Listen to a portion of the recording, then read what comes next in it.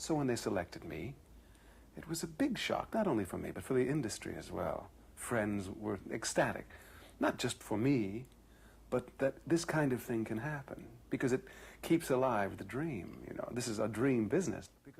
And these days, when he's not acting, he's helping to keep the dream alive by teaching and lecturing at Brooklyn College.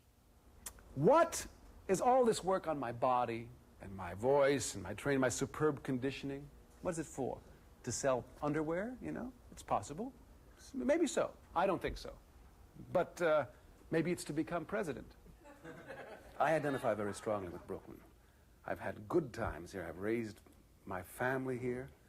I've been here for about 12 or 13 or 14 years now. Brooklyn is my home, and it will remain my home. I owe Brooklyn something, I feel. Brooklyn College is a good school, and when I was invited to come to the Department of Drama, I leapt at it.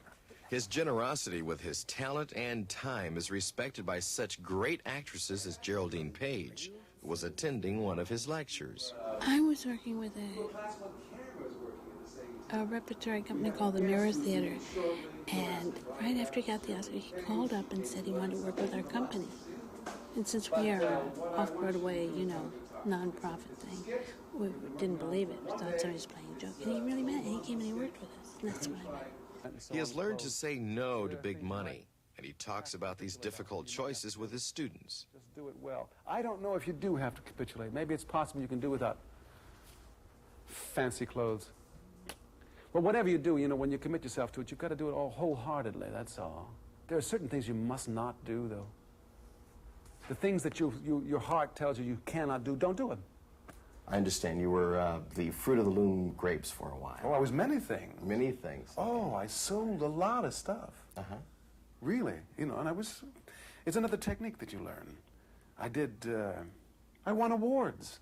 Oh, yeah, they're very serious about that in the commercial world. Yes, I made a lot of money. I know. But then at one point I realized, or at least I thought, that I was becoming identified with the commercial world.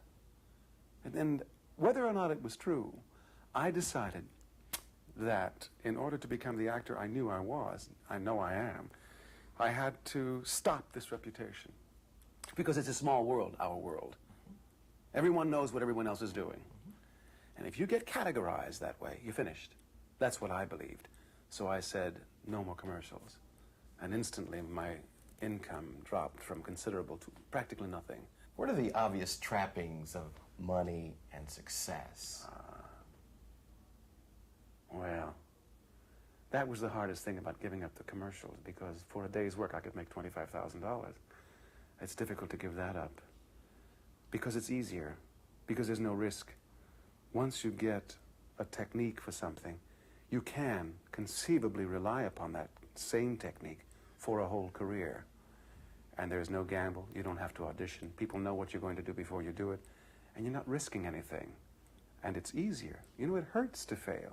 Mm-hmm. If you have that commercial technique and keep repeating it, you never risk failure, and you can make an extraordinary living. But what do you gain? What do you profit when you have just a bank account? Well, that's where I was headed, and I said, not a chance.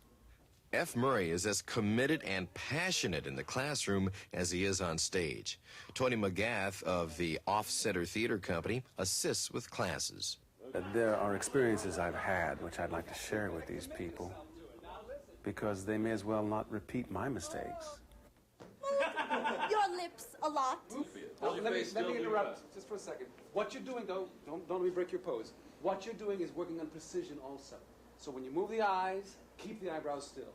Move the eyes definitely right, left, up, down. There are things I can tell them about their work which will help them to be better actors.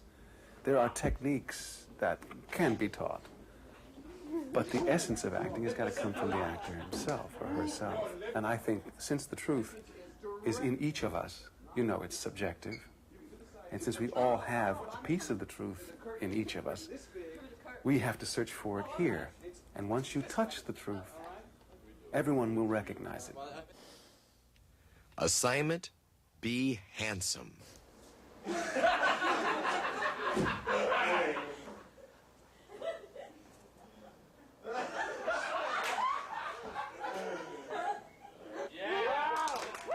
Watch for F. Murray Abraham in his next great film role as the Grand Inquisitor in Umberto Eco's The Name of the Rose.